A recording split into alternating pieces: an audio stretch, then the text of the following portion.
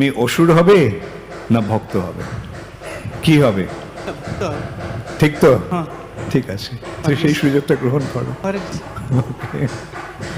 এখানে ভগবান, এটাই বুঝতে হবে, পরমাত্মা রূপে ভগবান আমাদের কার্যকলাপ দর্শন করছেন সাক্ষী রূপে, এবং তারই নির্দেশনায় বা তারই আয়োজনের ফলে আমাদের কর্মের ফল তৈরি হচ্ছে, এবং সেই অনুসারে আমরা আমাদের কর্মের ফল ভোগ করছি।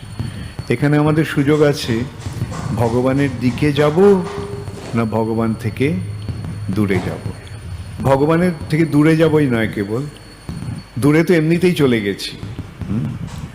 ভগবানের প্রতি উন্মুখ হব না ভগবানের বিরোধী হব। হ্যাঁ, যারা ভগবানের প্রতি উন্মুখ হয় তারা হয় ভক্ত, আর যারা ভগবানের প্রতি বৈরী ভাবাপন্ন হয়